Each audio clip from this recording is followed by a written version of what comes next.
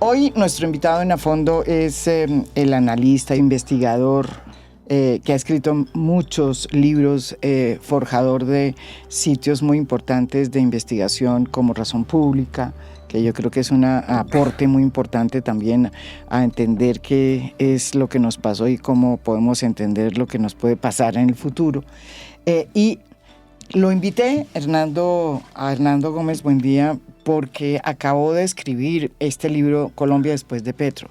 Y me parece pertinente, pues, porque las lecciones que deja este gobierno del cambio, yo creo que hay que aprenderlas sin tanta animadversión, ¿no? Pero diciendo las cosas como son. Porque también hay cosas que no funcionaron, desde luego.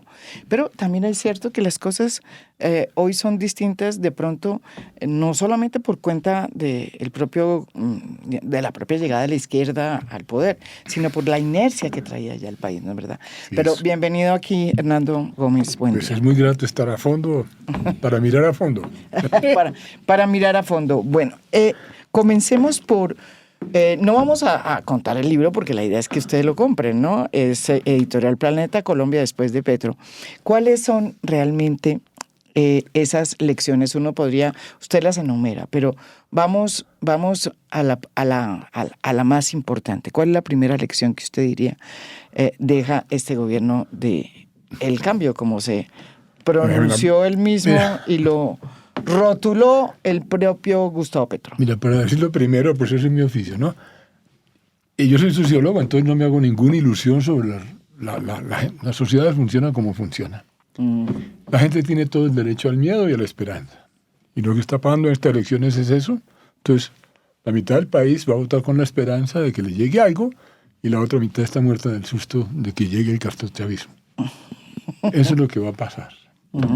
Y era predecible que eso fuera a pasar. Este libro lo terminé en noviembre del año pasado, pues eso es lo que tenía que pasar. Está pasando lo que tenía que pasar. El país está polarizado.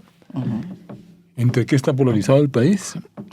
Entre un futuro que desafortunadamente no puede ser y un pasado pues que ya es pasado, que no tampoco puede volver. Sí, analicemos eso. Cuando uno ve, por ejemplo, lo que está pasando en la derecha, ¿sí? En la derecha casi que cuando uno lee el programa de gobierno de la señora Paloma Valencia, es casi exacto al programa que planteó en el 2002 Álvaro Uribe cuando llegó al poder, con su bandera de la seguridad democrática y de la confianza inversionista. Es más, las frases son iguales. Y los tres huevitos. ¿Eso qué significa, Hernando? Bueno, significa esto, que lo que pasó en Colombia fue porque por primera vez llegó un presidente distinto. De izquierda, llegó a la izquierda. No al poder, llegó a la presidencia. Eso es lo que dice Petro también. Y es importante la diferencia. Llegó a la presidencia. Y fue como si hubiera llegado un extraterrestre. Lo que pasó en Colombia fue que llegó un señor a la fiesta que ni es blanco, ni come como los demás, ni es Valencia, ni es Duque, ni es Santos. Una persona que viene de abajo. Esa es la realidad. No se pone corbata. Simple, no se pone corbata. El primero que llega de abajo, Gaviria y Turba también de abajo, pero en Colombia los de abajo son de derecha. Pero se ponen corbata también. Se ponen corbata, se vuelven gente de bien, porque para ascender socialmente se ponen corbata y son godos, como Gaviria, como Turbay. Bueno. Petro es gente que viene de abajo y sigue estando abajo y representa a los de abajo. Y se asomó a otro país. Lo más importante que pasó en estos 4 años fue que se asomó a otro país. El país que en este libro llamo el país de los nadies. El país que hay la mayoría numérica, pero que no se ve. Sí. Ese país, el señor que está limpiando vidrios en las calles de Bogotá. Sí. María Jimena, en este momento hay 1 millón de vendedores ambulantes en Colombia. Es que la gente no quiere ver el establecimiento colombiano, nosotros, los medios, la clase alta, la gente educada, no quiere ver el país en que vivimos. Todo lo que pasó con Petro es que llegó el otro país. Se asomaron los indígenas, se asomaron los afros, se asomaron los gays, se asomaron los gitanos, se asomaron las mujeres, se asomaron una cantidad de gente. Y Petro, por supuesto, Petro es un gamín. Petro viene de abajo. Petro es un gamín. Yo diría que es un pirómano. Sí, pero, bueno, Petro se pasó 4 años haciendo oposición. Es que aquí nadie entendió nada. Petro no gobernó. Petro llegó al Palacio de Nariño y lo convirtió en el centro de la oposición contra el establecimiento, es decir, contra todo lo respetable. Eso es lo que dice usted, que es el primer presidente anti-establecimiento que llega al poder. Claro, y se pasó 4 años insultando a la gente. Sin embargo, como bien lo dice Hernando Gómez Buendía en su libro, pues Gustavo Petro no solamente llegó al poder a insultar a la gente. Su gran legado, porque hubo cosas que hizo bien, fue haber creado una narrativa y haberle dado espacio a una cantidad de gente que de otra forma no hubiera llegado, no al poder, ni siquiera hubiera sido vista. Y aunque eso aparentemente no sea un gran avance, un gran cambio, en un país como Colombia, tan acostumbrado a la no inclusión y a la desigualdad, pues es realmente una conquista importante. Claro, el país que llamo el país de todos los colores, ¿no? De pronto apareció un poco de gente rarísima, con sombreros, con gorros, con vestidos técnicos, con de todo, ¿no? Eso, María Jimena, fue una aparición no solamente simbólica. Entonces lo que hace Petro, y es muy interesante el cambio que intenta Colombia. Por eso lo apasionante de este momento es Colombia intenta un cambio. ¿Un cambio de qué a qué? Pues un cambio del viejo país desigual. Y la gran fuerza moral de Petro, lo que fuerza tiene clara, es la lucha contra un país injusto. Y lo que representa Cepeda también. Es un país evidentemente machista, racista, clasista, sexista, desigual, violento, corrupto, pobre. Esas son las realidades estadísticas que todo el mundo reconoce, incluyendo a Paloma y a Abelardo. Todo el mundo reconoce eso. Petro lo que hace, lo que significa su vida, es en primer lugar la agenda de la desigualdad. Entonces Petro trata de refrescar la agenda colombiana. Primero con la desigualdad, pero con otras cosas que son fundamentales, y en eso tiene razón. Y cambia los ejes de la política, yo creo. Claro, él trata de traer la conversación a la agenda. Y le menciono rápidamente, María Jimena, los temas que Petro trata de traer, muy mal traídos a la agenda. El de la desigualdad, que fue donde más hizo. El tema territorial. Colombia es un país roto territorialmente. Petro trae eso. Y en el plan de desarrollo trae, y lo trae a su manera. Por eso su fuerza está en las regiones marginales.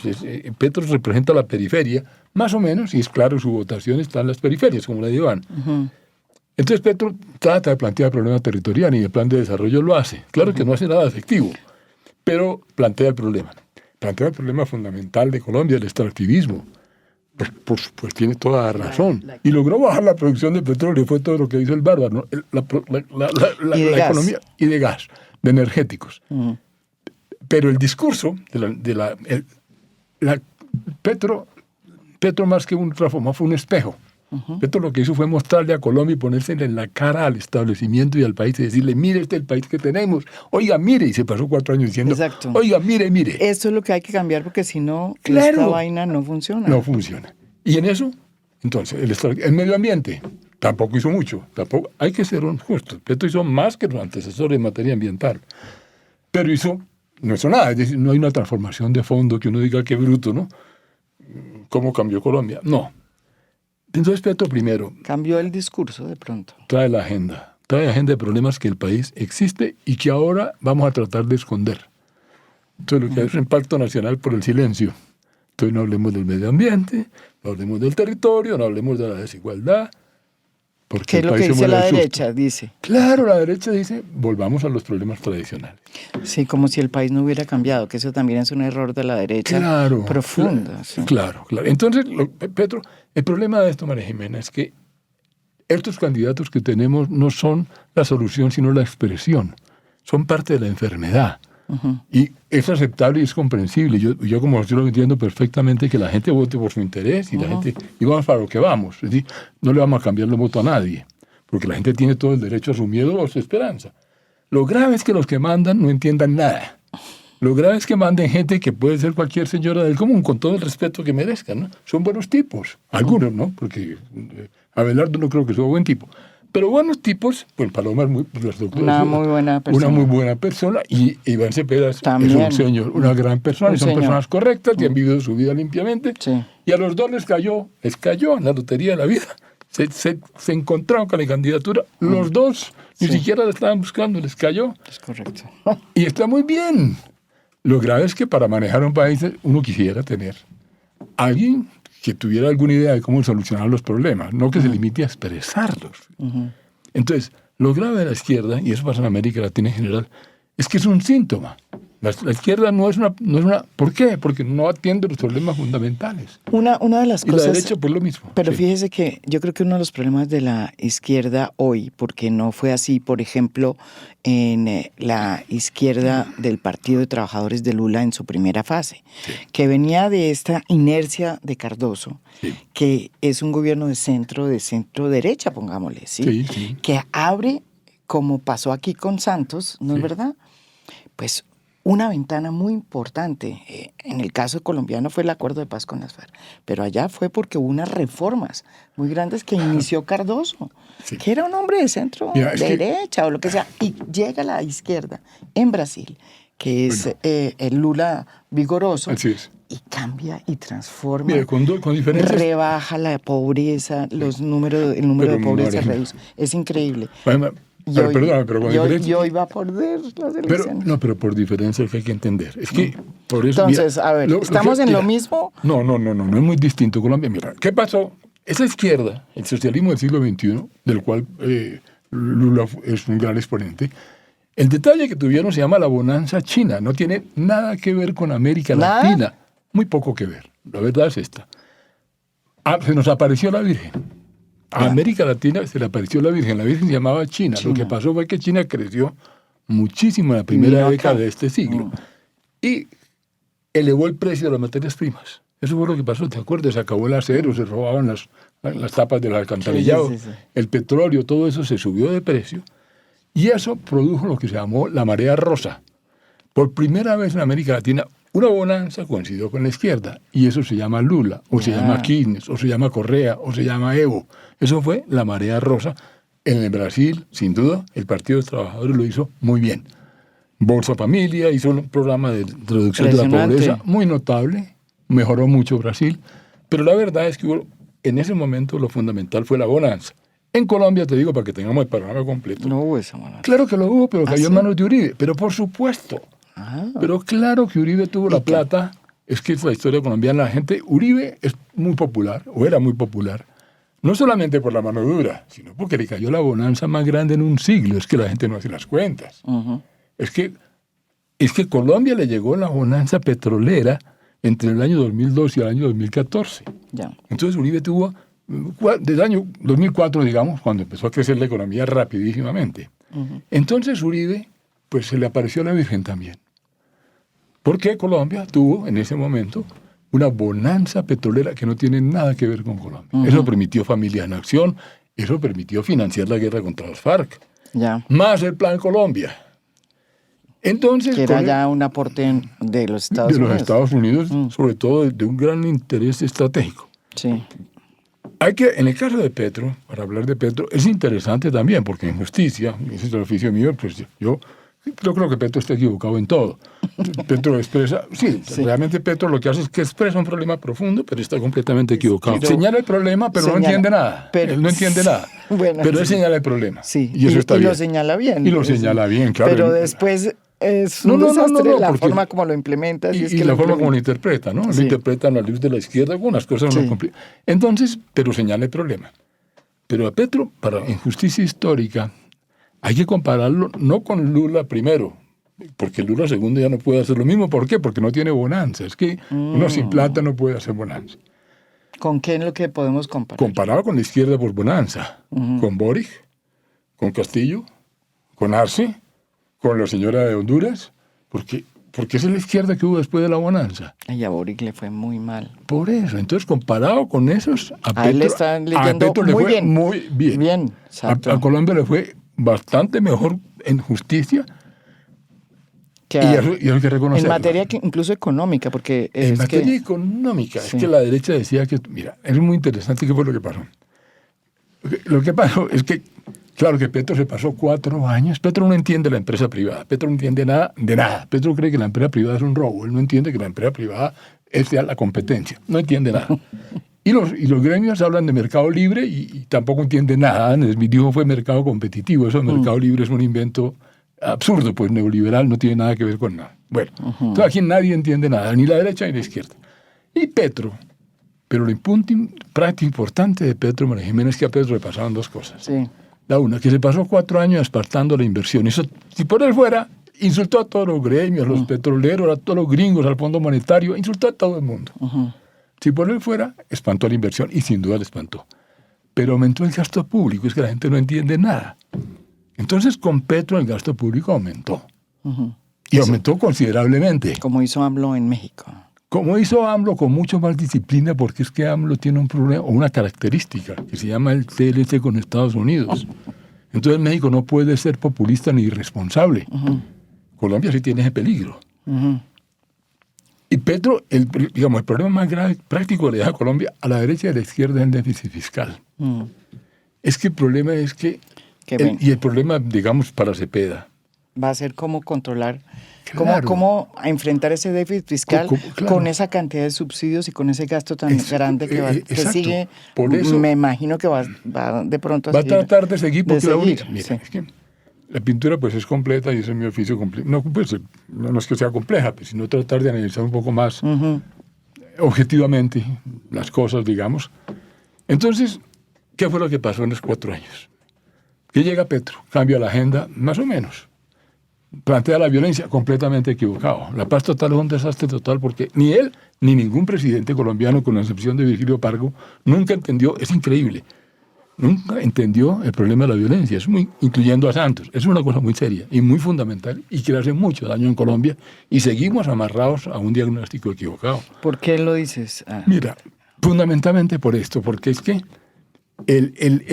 la violencia colombiana fue una violencia de origen político, la guerrilla. Sí. Fue de origen político la FARC, el M-19, fue la época de los 60s. La guerrilla nace ahí, entre otras cosas la FARC nace por el bombardeo que hizo Guillermo León Valencia. Sí. Esa es la historia colombiana. La FARC nace como una guerrilla campesina. La FARC se debió haber acabado cuando se acabó Juan de la Cruz Valera. Claro, cuando en 1958, cuando se hizo la primera... Claro, la amnistía y todos entraron y duraron 3 años. Exactamente. Sin armas y... Exactamente. Juan de la Cruz Valera se entregó y ahí se dio acabado. Colombia trágicamente le presentó el problema del Partido Comunista, la combinación de las formas de lucha, y seguimos montados en ese bus. Ya. Entonces la FARC es una guerrilla de origen rural. Y después aparecen las guerrillas subversivas. Pero, María Jimena, lo que no se ha dicho en Colombia es que las guerrillas fueron enormemente impopulares. El daño que las guerrillas le hicieron a Colombia no tiene nombre.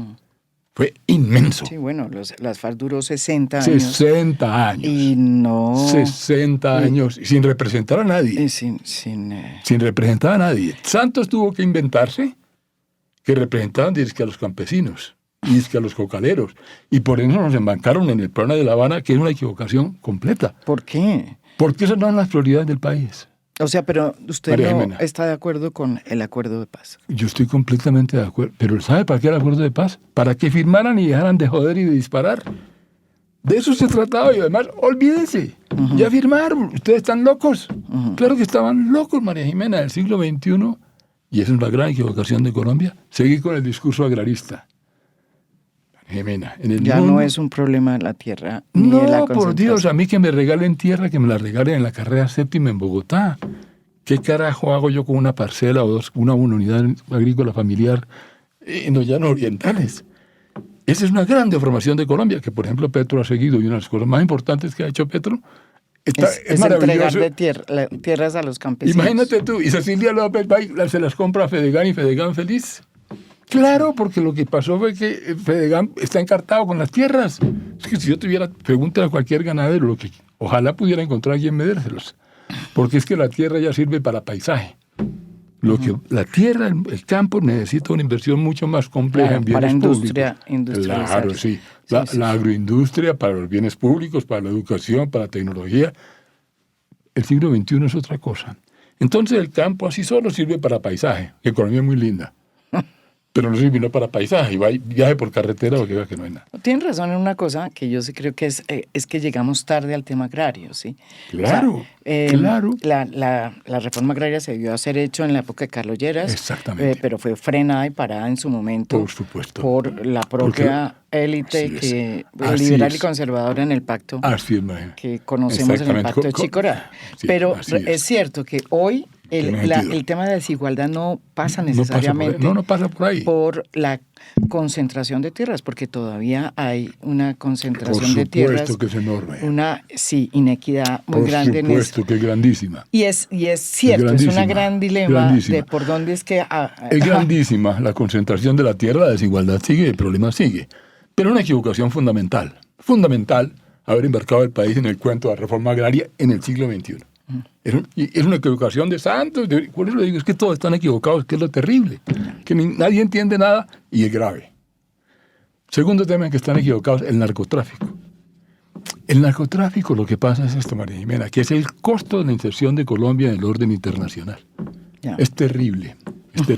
Pero Colombia es un país que históricamente vive de exportar pues drogas, café, China y coca.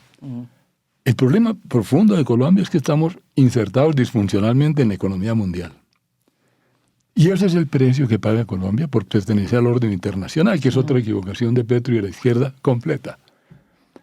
Uno puede hablar todo lo que quiera contra los gringos, pero la realidad simple es que ese es el orden internacional dentro del cual Colombia es viable. Sí. Por eso el día que uno pelea con los gringos es hasta chistoso. Pero él no peleó. Claro que no peleó. Aquí nadie entendió nada.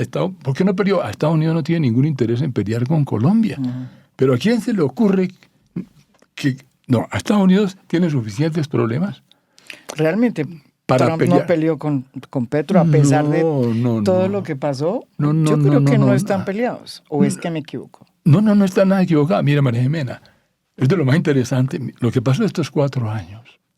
Es muy interesante los medios, los gremios, los expresidentes, los intelectuales. Realmente la mayoría de la gente se quedaban en las formas y no en el fondo. Esta fue una pelea completa, muy interesante, una pelea verbal, retórica, ¿no? Que Petro es borracho, que es feo, que tiene unos zapatos Ferragamo, que toda una cantidad, y la corrupción y los escándalos, que todos son ciertos. La gente no se inventa cosas, ¿no? Petro es antipático, todo eso es cierto. Feo, habla mal, hace Twitter, todo no eso llega es a los sitios. No llega a los sitios, se trasnocha, yo no sé si, a mí no me importa, pero la pelea fue eso, la pelea se quedó eso, incluyendo a Estados Unidos. Y Petro le decía a Trump, venga y sáquenme del país, unas cosas que eran realmente chistosas. Y Petro en Nueva York, todo lo que pasó, ¿no? Pero en el fondo no cambió nada porque no podía cambiar nada. Entonces, ¿cuáles son los hechos? Mantenemos la política de respice polum. Claro que la mantenemos. Y la izquierda la mantuvo. Afortunadamente, porque el problema de romper el respique polum se llama Cuba, o se llama Nicaragua, o se llama Venezuela. Es que lo bloquean a uno. Es que es simple. Es que si yo peleo con los gringos, sencillamente, María Jimena, nos quitan las cuentas a ti y a mí. Simple. Las pensiones, ¿de qué vamos a vivir? Es que el grado de dependencia, mejor dicho, y no es dependencia, el grado de integración de la economía colombiana a la economía mundial. Como ningún otro país, digamos, de la región. Yo sí es diría, el país más, somos el aliado más leal y más fuerte. Pero más leal, sí. El mundo entero depende, no de Estados Unidos, pero el mundo entero depende de unos sistemas financieros, económicos, que pelear con ellos, y esa es una equivocación muy de fondo de Colombia, pero muy de fondo. Pero fíjese que la paradoja es que en el fondo la izquierda no peleó con... No, afortunadamente. O sea, las relaciones no... María Jimena, mira. Además, a nivel retórico se agriaron mucho, sí. Pero en términos prácticos... Claro que no peleó. De hecho, son 2 datos muy simples. Petro, al final de su mandato, después de terminar el libro, en el momento... cambió su política. De hecho, hace mucho tiempo que la política de Petro cambió en materia de narcotráfico y de guerrilla. Ahí voy. Hace mucho cambió. Sí, no, pues obviamente volvió otra vez a fumigar. Trancó los ceses al fuego, los paró y entró en esta política de fumigación de forzosa. Así es. Así es. Y entró también al bombardeo. Bombardeó, exactamente, compró aviones, se los compró a otro. Sí, aumentó el salario de los soldados. Entonces Petro, en la realidad, él mismo, es tan trágico esto, que Petro empieza un discurso hace 4 años, coge ese cuento del narcotráfico, al que él no entiende nada, ¿no? Cambia la política y dice que hay que meter... Cambia la política y, para ser objetivos. El gran problema de Colombia es que está ante un dilema.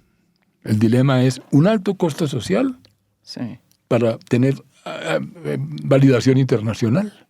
O un alto costo internacional Entonces, para hacer lo que se tiene que hacer. Y lo que hizo fue evitar cambiar entonces Petro en la trató práctica. de comprar. No, Sí. para decir la verdad, Petro sí trató de cambiar la política de drogas interna. Pues la cambió a nivel, digamos, retórico, porque tiene una nueva ley. La cambió a nivel, y en la práctica Petro bajó las fumigaciones, sin duda, y eso hay que reconocerlo, aumentó los dineros para la sustitución de cultivos. Que ha sido un desastre. Claro que es un desastre porque es que Colombia está inserta en una economía disfuncional. El problema de la violencia en Colombia, la violencia política, María Jimena, en Colombia se acabó. Se acabó, punto. No es que es que se acabó con el acuerdo de paz. Nos costó la bonanza más grande del siglo y nos costó 20 años. Los gobiernos de Uribe y de Santos se nos fueron en salir de 20.000 palúdicos campesinos armados que llamaban la FARC, que es en la historia colombiana. ¿Sí? O sea, Uribe agarró la plata de la bonanza, la alianza con Estados Unidos y la seguridad democrática y los abusos de la seguridad democrática, manos paramilitares, para poder convencer a las FARC de que se sentaran a negociar. Y Santos gastó 8 años inventándose que las FARC representaban a los que no representaban para evitar que siguieran en armas. Para evitar que nos siguieran matando. Esa fue la verdad. Esa es la historia de Colombia y fue un gran logro. Pero estaban completamente, pues es muy trágico, ¿no? Digamos. Y el fenómeno que tenemos hoy, y por eso, volviendo a lo de la paz total, lo ha dicho muy bien Gustavo Petro y su diagnóstico es correcto, se acabó aquí la lucha armada, claro. Aquí ya no existe unas guerrillas, acá lo que hay son organizaciones criminales que están nutriéndose de la minería ilegal, del narcotráfico. Exactamente, María Jimena. Y ese es nuestro desafío, que es infinitamente menor que el que tuvimos en los últimos 60 años. ¿No? ¿Sabes por qué? Porque, ¿por qué no? Mire, lo grave es que Petro descubrió eso al final de su gobierno, señor. Una cosa que se había dicho, se le había escrito, se le había explicado. Mire, señor, la guerrilla, señor, el M-19 fue una gran equivocación histórica. Eso olvídese usted. Lee el libro de Petro. Petro sigue defendiendo y sigue cagando la bandera. Él nunca pudo entender la tragedia que para Colombia significó la insurgencia armada. Fue una tragedia. Sí. Y él nunca asumió la responsabilidad. ¿Por qué no la puede entender? Porque es su vida. Por eso, cada persona es hija de su vida. Paloma Valencia, pues es Paloma Valencia. Y Abelardo es Abelardo. Cada persona, y tú eres, y yo soy lo que uno es. Entonces, Petro entendió eso tarde. ¿Qué le pasó a Petro? Petro llegó a la presidencia con el cuento que podía negociar con los actores armados. Como si hubiera violencia política. Porque si la violencia no es política, no tengo nada que negociar. No van a hacerse. Eso corresponde a que él viene del M-19 y a toda su vida. Como Iván Cepeda, toda su vida han creído en la negociación. Y la paz negociada. Y la Constitución colombiana, que es lindísima, dice que la paz es un derecho y una cantidad de vainas que ninguna constitución del mundo dice, porque no tiene ningún sentido. Bueno, pero Colombia tiene esa confusión. Entonces Petro llega con un discurso de que hay que negociar. Y claro que se dio cuenta, porque la realidad es tenaz, como se dice, ¿no? Que no había que negociar porque todos son los bandidos. Pues por supuesto que son los bandidos. Y entonces Petro se fue convenciendo y empezó a decir, el ELN es la rama del cartel de Sinaloa. Es una pelea, es un remordimiento tardío de Petro. Después de que llegó con el cuento de la paz total, y desafortunadamente Iván lo mantiene, de que vamos a seguir negociando, con otra confusión muy colombiana. Es que la historia... Pero usted no cree que el próximo presidente sea Paloma, o sea Iván, o sea Abelardo, va a tener que abrir unas puertas, pero para negociar, digamos, de manera como lo hizo también Santos y como lo hizo Uribe. No. Mira, por la diferencia es esta. No, pero con las organizaciones criminales. ¿Usted cree que no hay que negociar con ellos? No es que hay que negociar, es que no se puede negociar. Porque está en otro negocio. Es que no ha entendido nada. Con las FARC, con el M-19, se podía negociar. Porque había algo que negociar. La derecha siempre dijo que la guerrilla era extranjera, ¿no? Como Uribe y Paloma. Sí. No, la FARC... Que era prosoviética y que era una cosa del comunismo internacional. Mira, el M-19, el ELN original, las FARC, eran guerrillas políticas. Criminales, lo que tú quieras. Pero sí tenían Pero políticas. No, querían tumbar el Estado. Querían una revolución. Querían una revolución. Querían una revolución. Sí, no, y por eso, el ELN hoy no está en eso. Es más, se declara como una guerrilla de resistencia. Ni siquiera quiere tumbar el poder. Es la franja armática. ¿Ves? Entonces, ¿qué es lo que pasó? Por eso es tan difícil este problema. Porque Colombia tuvo una mezcla Colombia sí tuvo guerrilla política. Y tú lo sufriste, y lo vivimos y lo sufrimos. Y la FARC fue la última de esas guerrillas políticas. Y la FARC tenía ese discurso confuso, pero agrarista, porque no era comunista. Y se logró con mucho trabajo el Acuerdo de La Habana, que fue la única manera de salir de estos bandidos. Fue la única manera. Yo lo apoyé y claro, me parece... Porque era la única manera de que dejaran de joder y de matar. Porque es que matan y secuestran. Bueno, entonces se hizo el acuerdo. Con mucho trabajo, como sabemos todos. Se nos fueron los 8 años de Santos, más los 8 años de Uribe dando bala, y los 8 años de Santos hablando en La Habana. Negociando en La Habana. Pero con eso se acabó la violencia política en Colombia. ¿Qué es lo que pasa? Que al lado de esa violencia, desafortunada y trágicamente para Colombia, está la violencia completamente rentística y criminal, que es resultado de la inserción disfuncional de Colombia y de un país que no controla su territorio. Eso es narco, pero no solamente narco, eso es madera, eso es oro, eso es ahora... La inserción en el mercado internacional de los... Sí, no lo entiendo. Claro. Mercado criminal, que no es solamente Colombia, es Ecuador. Todos. No, es que ya entra en todos. Entra en todo, es la tragedia de América Latina, digamos. Esa violencia ya no es política. No, eso lo tenemos. Entonces, con esa violencia no hay nada que negociar. Eso se llama sometimiento a la justicia, pero con este detalle. Es que en los países serios, cuando un ampón en Estados Unidos se somete a la fiscalía, es porque delata a otros contra los cuales no hay pruebas. Sí.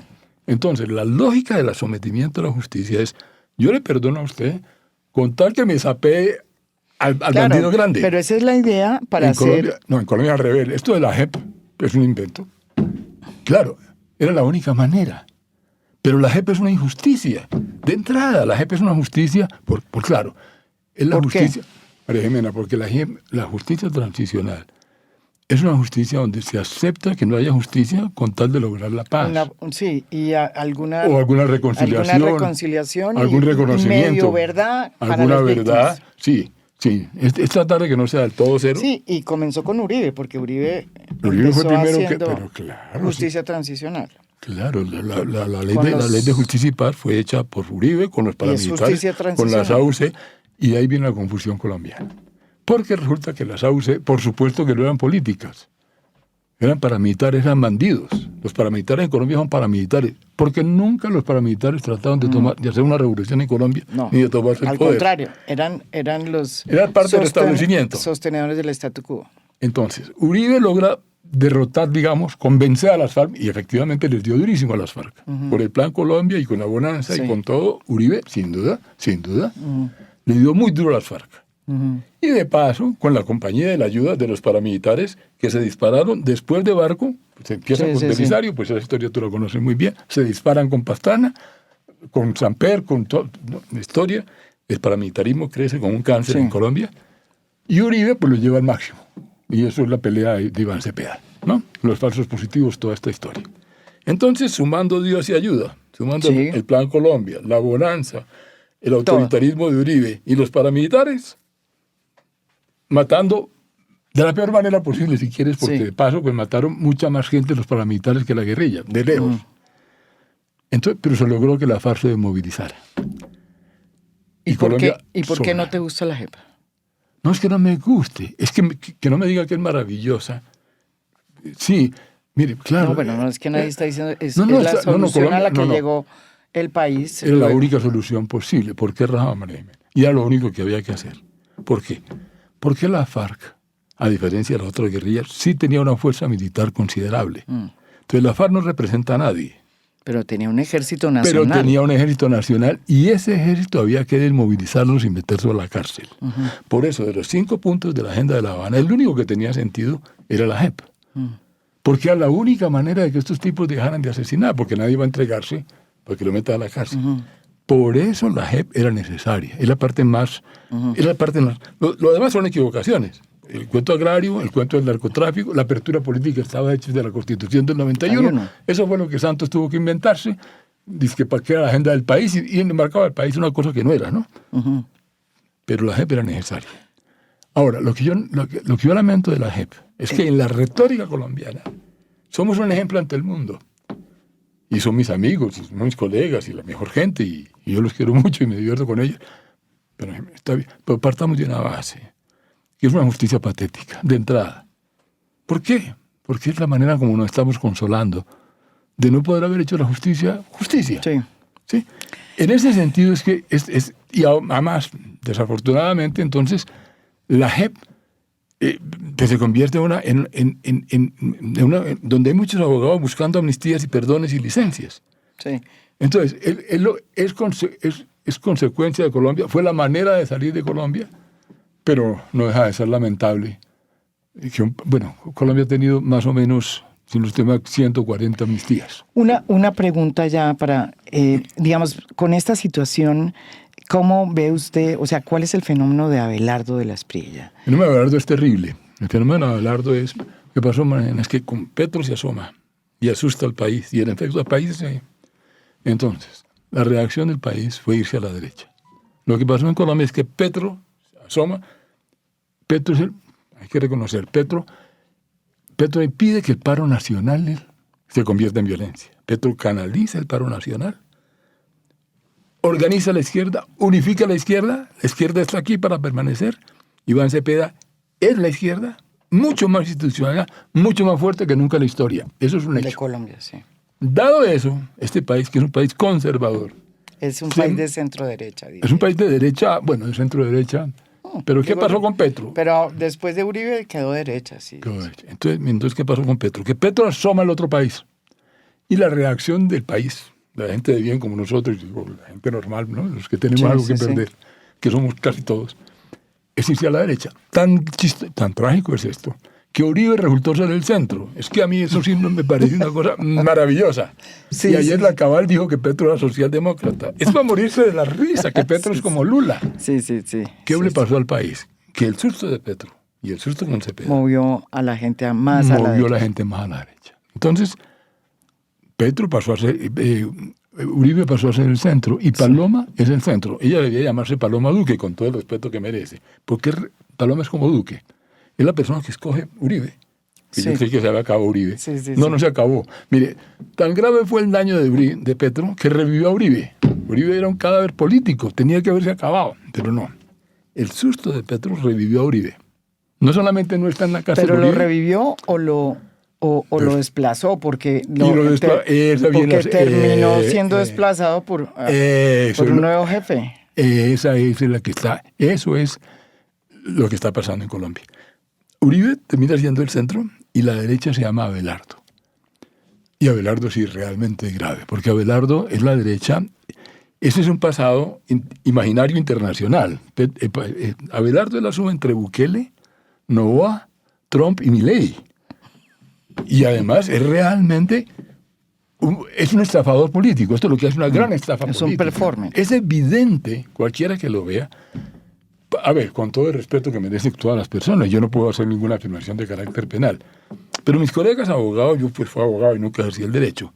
El oficio de un abogado de bandidos, porque es un abogado de personas bandidas, es demostrar que los bandidos son inocentes. Ese es su oficio y para eso le pagan y es lo que tiene que hacer además. Está muy bien. Pero ojo, su oficio es pintar de negro lo que es blanco. Sí. En eso consiste su oficio. Y él realmente es y lo hace con mucho éxito. Un personaje inventado que ha tenido muy buen, digamos, claro, ha tenido mucho éxito. Sí. Es un profesor, sí, es admirable. Él, sí. Es admirable, sí, un abogado admirable. Como decía, pero también se reinventó su historia. Él se reinventa. El cambio de parecer en muchísimas cosas. Claro, ahora es cristiano. Sí.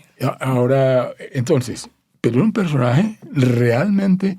una especie de David Murcia. Yo no quiero darle ninguna implicación penal, pero es alguien de ese estilo, es como se dice un encantador de culebras, ¿no?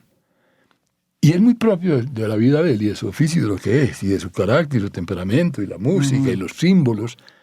Y es un personaje realmente siniestro, porque ese señor no entiende nada, realmente no entiende nada, y lo que está haciendo es trayendo las consignas internacionales. Por ejemplo, para no alargar mucho, María Jimena, el cuento de la supercárcel y lo que pasó en Salvador. Uno puede discutir lo de El Salvador, muchas cosas, pero lo primero que hay que entender de El Salvador, que yo no sé por qué en Colombia no se fijan en nada, es que las mafias en El Salvador estaban tatuadas. Las maras. Las maras. Estaban tatuadas. Entonces era facilísimo agarrarlo porque los tipos tienen tatuajes en la cara. Terrible. Terrible. Lo que está pasando en El Salvador es terrible. El Salvador es un país así de grande, muy pequeño. Los Estados Unidos le manda a los mafiosos y además los mafiosos... Las maras están tatuadas. Entonces, claro que Bukele los agarra a todos los que estén tatuados. Sí. Y los lleva a todos a la cárcel. O sea, es cierto. Y este pobre señor Abelardo, ¿cómo carajo va a encontrar a quiénes va a meter a la cárcel? Es que no tiene ninguna lógica. Entonces, por muchas razones. Entonces, lo que están proponiendo los candidatos, desafortunadamente, es eso. Yo te digo, otra vez, son expresiones de la situación del país, no soluciones. Tienen todo el derecho y la gente va a votar así. Lo único que uno podría pedir es que los que se supone que dirigen entiendan un poco más que la gente. La gente tiene todo el derecho a tener susto o esperanza o ilusiones equivocadas. Los que dirigen, uno quisiera que no. Que entendieran un poco la complejidad, que vieran el mundo mejor. Cómo es, que lo vieran Sí. mejor. Y lo que está pasando entonces es eso, que Petro empuja y las opciones que tenemos son 4 años más de empujar, más institucional, más serio. Cepeda es un tipo más Es serio. más serio y más, Más tranquilo. serio, más tranquilo, Sí, más sí. tranquilo, menos simbólico. Y tiene una cohesión. Cepeda representa las víctimas, pues esa es su vida. Y Cepeda entonces, el riesgo, digamos, lo que pasa con Cepeda es empujar esto, puede empezar la pelea en serio. Es que aquí, otra cosa que no entendieron es que aquí no pasó nada. Sí. No pasó nada. Es más, hicimos una podcast recientemente sobre las élites y las élites realmente ganaron. Pues claro que ganaron. Pues ganaron, además se fortalecieron y Pues no sí, hubo claro. ningún enfrentamiento real en términos Aquí, económicos por supuesto. con las élites, Claro, María con Jimena. el gobierno de Gustavo Petro. Entonces, No. claro, lo que usted está diciendo es que si se hace 4 años más y se empuja más, Va a ser en serio. esto es, y Va a ser eso es serio. lo que va a aumentar el miedo Y de la polarización. los otros y los la otros, polarización. y la polarización. Sí, imagina, lo que pasa, bueno, ya te lo dijiste. Mira, lo que pasó fue que en este pueblo, esto no fue una pelea de clases, esto fue una pelea contra el presupuesto nacional. Es que no entienden nada. Todo lo que Petro propuso era por cuenta del presupuesto nacional. Sí. Pero Petro no tocó la propiedad privada. De No. ninguna manera le tocó nada a nadie. Voy a decir una cosa, Entonces, encima de eso, vendió lo que tenía, por ejemplo, el Estado en materia de telefónica, por ejemplo. Telefónica vendió la parte telefónica. Así es. Se la vendió a Milicom. Así es. Sí. Petro lo que llegó a hacer, es lo que podía hacer, es agarrar a ver cómo reparto plata. Sí. Y hago lo posible por representar. Y en efecto, le llegó a mucha gente, María Jiménez. También hay que, por eso es importante ver las cosas completas, Sí. ¿no? En una encuesta sale que el 40% de la gente en los encuestados dice que recibió algo de este gobierno. Y es por eso está Cepeda la fuerza que tiene. La gente no es bruta ni boba. Sí. La gente recibió. Hay 2.300.000 personas que ganan un salario mínimo. Claro que sí. Entonces, pero te repito, a mí me parece que una opción es Cepeda. Cepeda representa todo ese reclamo de injusticia. Y tiene toda la fuerza. Y toda la gente que siente la injusticia de distintos tipos probablemente vota con Cepeda y con razón, porque el país es tremendamente injusto. ¿Sí? Pero es lo que representa. El problema de Cepeda es si puede mantener 4 años más sin pasar a las cosas reales, sin pasar a una confrontación real sobre la propiedad. ¿No? ¿Y tú crees que eso va a pasar? No creo que va a pasar. Colombia es un país muy conservador. Colombia tiene una cosa que... Además, ahí opera una cosa que se llama, que yo creo que se ha fortalecido muchísimo en el gobierno de Gustavo Petro, que son el control institucional. Por eso mucha gente no votaría por Cepeda por el tema de la constituyente. Y de hecho Cepeda no quiere la constituyente. Es que y hay una diferencia entre las dos izquierdas, pero no tienes toda... Mira, para la tranquilidad de nuestra audiencia, en Colombia no va a pasar nada. Porque ya al Congreso lo eligieron. Entonces, en Colombia cerrar el Congreso es muy complicado. Claro. Y el sistema de pesos y contrapesos. Claro que funciona. Y los magistrados en Colombia, el relajo que armó la Constitución, no hay manera ni que la Corte Constitucional, el Consejo de Estado, la Corte Suprema, la división de Colombia, por esto, porque es que Colombia es un país fragmentado. Colombia es una democracia no porque haya ninguna voluntad, sino porque nadie tiene la capacidad de ser dictador. Ese es el secreto de Colombia y lo que yo creo que nos tranquiliza porque el riesgo de una desestabilización pues no es muy alta. Entonces... sí, no. Entonces... Bueno, a ver, pero mira, yo te diría, Colombia sufrió una prueba a su orden conservador. Bueno, pero, momentico, estábamos hablando, ¿y si gana la derecha? Si gana la derecha, tratamos de volver con Paloma a Duque. Es tratar de volver a antes de la pandemia y el paro, y el paro nacional. Eso es Paloma, ¿no? Paloma está... Pero Paloma es más que eso. Lo digo con todo el respeto. Paloma es una persona, por supuesto, muy educada, pero viene de donde viene y es quien es. Es del Cauca. Son los patojos, gente muy querida, muy amable. Digamos una aristocracia venida a menos económicamente. Gente bien educada. Gente que a mí, si me permite, me recuerda como las cortes españolas, ¿no? Son gente que vive el servicio diplomático, son gente de buenas maneras. Paloma es un conservadurismo del siglo XIX. Paloma, por ejemplo, tiene dudas serias sobre educación pública, y lo está diciendo. El derecho de los padres a educar a sus hijos, eso es la manera de volver al siglo XIX. Eso no es el siglo, es el siglo XIX. La escuela pública universal es una conquista que viene desde 1848 en Europa. Pues, entonces, ¿por qué? Porque la escuela pública universal... Sí, que es... Claro, es el centro de la nación. La nación está... Las clases sociales son parte de la nación y todas van a la escuela pública. Paloma, cuando ella dice todo lo que dice sobre el derecho de los padres de que no les indoctrinen a los hijos, seguramente en el castrochavismo o en la ideología de género, yo no sé en qué, en su pelea con FECODE, lo que está diciendo es, vamos a darle subsidios o para que los papás escojan el colegio de sus hijos. Eso no es conservador, eso es reaccionario. Eso es siglo XIX. Eso es antes de la escuela pública. Y aquí hay un problema mucho, realmente, ¿no? Y no lo digo... ¿sí? Entonces, porque las matrices ideológicas de donde viene la gente pesan, y la historia pesa. Y Paloma viene de esta historia. Y tiene todo el derecho. Claro que tiene todo el derecho. Pero... Otra vez, ella expresa una opinión católica, tradicional, por ejemplo, tiene una conversación de género bastante tradicional. Sí. Y ello es lo que ella es. Digamos que quien sea el presidente tiene que, de todas formas, enfrentarse a la institucionalidad colombiana. Claro.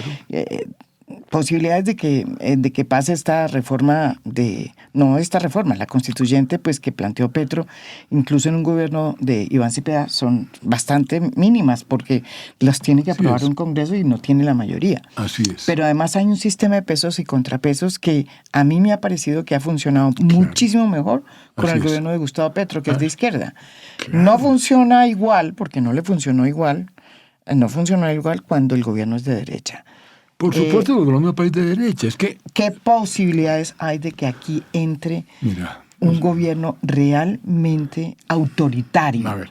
O sea, que cambie las reglas del juego. Porque este gobierno de Gustavo Petro, a pesar de que todo el mundo diga, pues no lo hizo. No pudo. Independientemente si quería, no pudo.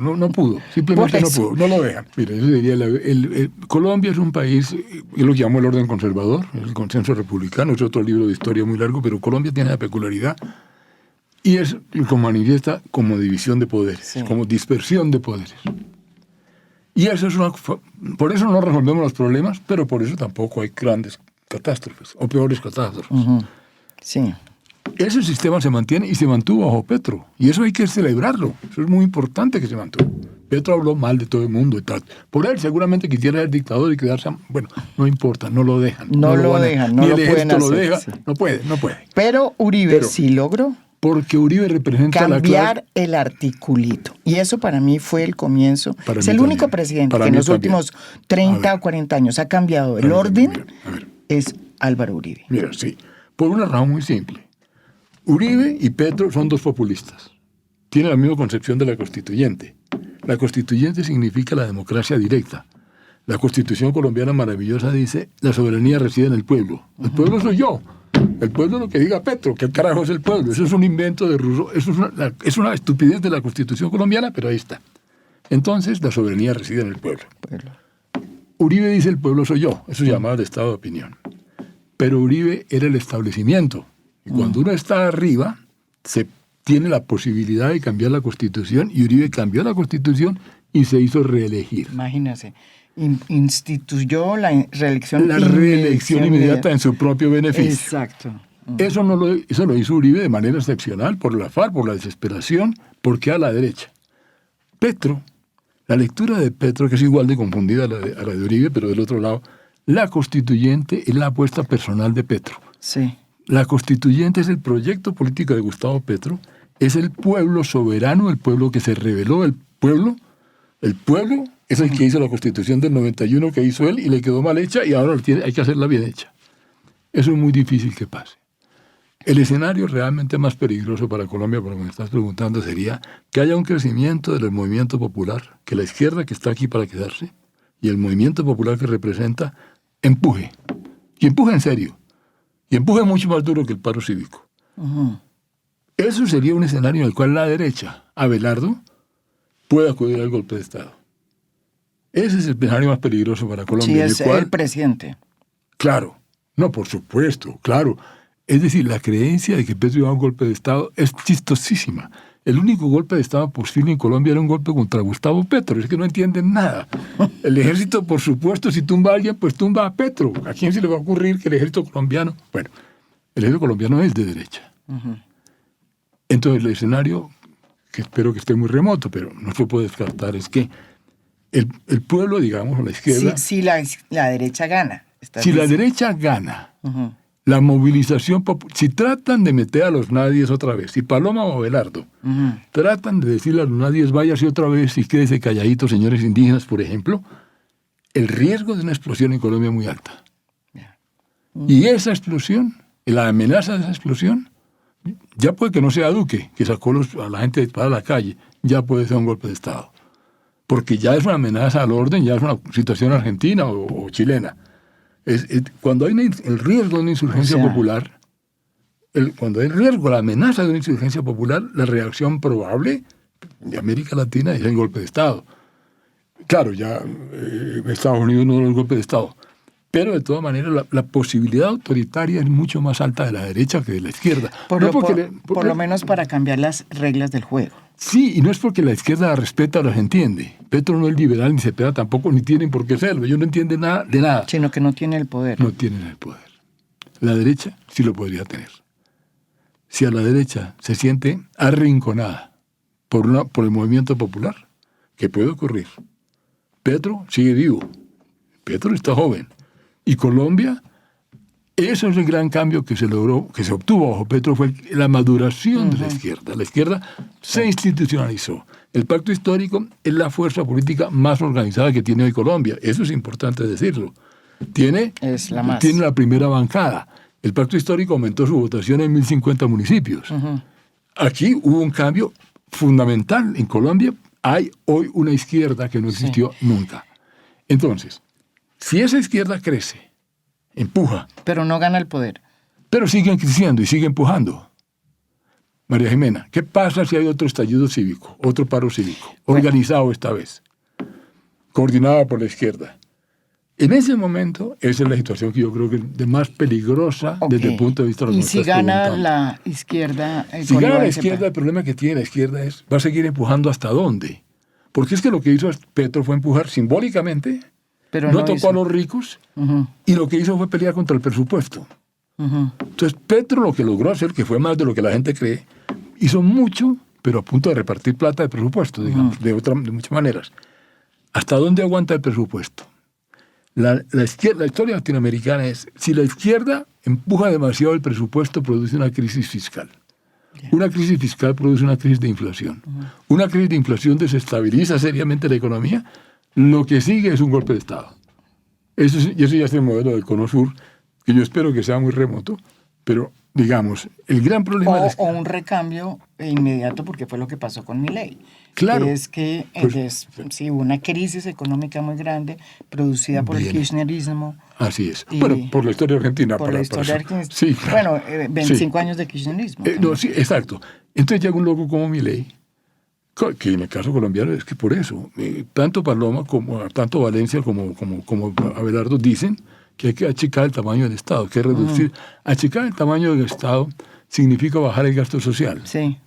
Entonces, lo que significa es eso. No hay plata, entonces no le vamos a dar plata a los pobres. Eso es lo que eso quiere decir, achicar el tamaño del Estado, que es Milei. Y eso podría ser, es lo que yo llamo la latinoamericanización de Colombia. es que Colombia era un país excepcional por la violencia política. Ahora nos volvemos normales. Nos volvimos latinoamericanos. Sí, Bienvenidos a América Latina, bienvenidos al futuro. Ahora somos parte. Es más, nos puede pasar lo de Milei. Claro. Abelardo, Mira, lo que le pasó a Colombia fue que pasó 40 años trágicamente discutiendo el problema que era la violencia. Yo sé. Y los problemas reales normales, que era el déficit fiscal, el problema económico, exacto. La igualdad, la inequidad, todo eso. Colombia lo que está Colombia está descubriendo es una cosa muy vieja que se llama la desigualdad, que se llama la izquierda y la derecha, que se llama los problemas de distribución. Y Colombia lo que Colombia no ha podido descubrir es que ese problema pasa primero por la interacción internacional. Los problemas serios de Colombia no es ese. No se puede repartir mientras no haya un país insertado funcionalmente en la economía mundial. Eso es lo grave de todo esto, es que no se logran ver los problemas que no son fáciles. Pero los países que van para adelante son los países que exportan algo productivo. Y eso es dificilísimo, pero eso es el único problema serio que tiene Colombia. Es que seguimos... Pues claro, seguimos exportando cocaína, petróleo, minería ilegal. ¿Sí? La Andy, pues que dice que está exportando mucho, 3 pesos exportamos. Eso es realmente patético, de verdad. Entonces, eso es lo que es desesperanzador. Digamos que en la agenda colombiana los candidatos no están hablando de eso. Yo entiendo que la gente con razón, unos con mucha esperanza y otros con mucho susto. Los candidatos no están hablando de nada. De nada. Están hablando de las cosas del pasado. Es un país atávico. Es que, mira, son candidatos todos salidos del conflicto. Es que esto es tremendo. Es que Uribe es producto... Uribe es Uribe por cuenta de las FARC. Cepeda es candidato por cuenta de Uribe. Es que así es la vida. Porque Cepeda logró meter a la cárcel a Uribe durante 3 semanas. ¿Se acuerda? Lo condenaron a 12 años. Y en ese momento... Cepeda resultó de candidato, pero pues él ni siquiera, creo que ni siquiera lo estaba buscando. Y es muy trágico que eso sea así, porque seguir en el atavismo que ha sido la vida tuya y la mía, en el atavismo en la historia del pasado. Es que, mira, es elocuente que Cepeda represente al movimiento de víctimas de crímenes del Estado. Es que eso es elocuente. Claro que fueron víctimas de un lado. Y Uribe... Pues es del otro. Claro, son las víctimas de un lado contra las víctimas del otro. Sí, están representándose el pasado y la campaña tiene mucho que ver con ese pasado. Y desde eso que están hablando, pero no estamos hablando de todo lo que estamos diciendo aquí. No estamos hablando aquí nada. Por eso digo que nadie... Es muy terrible. Otra vez, mi oficio pues es entender cómo funciona la sociedad. Yo tengo que entender y entiendo perfectamente. La gente no es bruta, ni le faltaba más. La gente vota con toda la razón y con todo el derecho, además. Y va a pasar lo que va a pasar. La gente está votando por una imagen que hay de Petro. Claro, la gente está votando con razón. No, está defendiendo... Por una imagen que hay... Claro, y por sus intereses. Del pasado. Añoranza. La primera regla de la política, como tú sabes, es que hay que escoger entre lo que hay y no entre lo que no hay. Entonces la gente dice, bueno, entre lo que hay, ¿cuál es el menos malo? Y tiene toda la razón, y por eso vamos para donde vamos. Pero te repito, lo que es terrible, ya como analista, es que esas opciones son opciones de expresiones del pasado. Sí, que ya no... No, que no están ofreciendo un futuro, que no solucionan los problemas y que cualquiera que gane, efectivamente, el problema sigue, la tensión sigue y Colombia tiene riesgo. Lo que vamos a vivir seguramente en los próximos años es una prueba más dura del orden conservador. El orden conservador resistió eso que llaman las instituciones y que son las instituciones más el orden conservador, porque es que hay que distinguir. Una cosa es la democracia y otra cosa es la democracia colombiana. No, una cosa es el capitalismo, otra cosa es el capitalismo colombiano. Pero la democracia colombiana y la democracia, afortunadamente, la democracia, no la colombiana, la democracia afortunadamente y la separación de poderes se mantuvo bajo Petro. Y eso es fundamental. Se mantuvo dentro del orden internacional. Así la gente habla lo que quiera, pero Colombia se mantuvo, afortunadamente. Mientras eso siga así, el mundo va para adelante. No es que ninguno de estos tontos haga nada, sirva para nada. Es que el mundo va para adelante. Es que Colombia mejora porque el mundo inventa cosas. Claro. Pero, sin duda alguna. Y eso es una ventaja. Eso es realmente un consuelo. Vamos a ver qué pasa, ¿no? Todavía no sabemos. No sabemos. Yo lo que sí creo, María Jimena, es que se va a intensificar la prueba de resistencia. De una democracia que en estos 4 años probó que había madurado. Sin duda probó que había madurado. Yo también digo. Y otra vez, para hablar bien, Petro no le disparó a la gente, a los manifestantes. Petro no chuzó a los magistrados. Petro habló mal, Petro no entiende la democracia, puede que no la entienda, pero la respetó. Sí. La respetó. Todos los presidentes de Colombia, cualquiera que sea presidenta, quiere quedarse. Y si no, pues con excepción de Belisario Betancur. Todos han tratado, sí. Todos tratan, todos pelean, todos insultan. Sí. Pero toda esa historia, la conspiración contra la democracia, no, afortunadamente en Colombia la democracia se mantuvo y se mantiene. Ahora la pregunta, y yo creo que pues aquí, porque toca terminar este podcast, lástima que nos queda mucha tela por cortar, porque yo creo que aquí la gran pregunta es si esa Colombia del siglo XIX, que en alguna cosa se ve cuando habla Paloma, o esta nueva Colombia que de pronto interpreta Iván Cepeda, ¿sí? Pueden convivir, porque es que el drama es, independientemente quién sea el próximo presidente, pues van a tener que estar ahí. Yo te diría otra vez, yo creo que Colombia, afortunadamente, mientras tenga el Congreso, que es horrible, la gente habla muy mal mientras tenga el Congreso, sé que eligieron, lo que sea, ¿no? Lo que fuera, los rollos, los que quiera, pero que haya pluralismo. Mientras tenga eso, mientras tenga la separación de poderes y las cortes confusas y todas las cosas que tenemos en Colombia, Colombia está bastante vacunada contra esos riesgos. Bueno. Colombia Colombia es un país que afortunadamente mantiene el equilibrio porque nadie tiene la capacidad de imponerse. Lo que pasa es que otra vez en eso solamente permite que los problemas se expresen, pero no que se resuelvan. Entonces es un país desafortunadamente que no hay razones ni para temer una catástrofe, ni para esperar que mejoren nada serio, porque si no estamos ni siquiera viendo los problemas. Buen diagnóstico, por lo menos, para terminar este podcast. Muchísimas gracias, Hernando Gómez. Y compren, vea, Colombia después de Petro. Acá está el libro.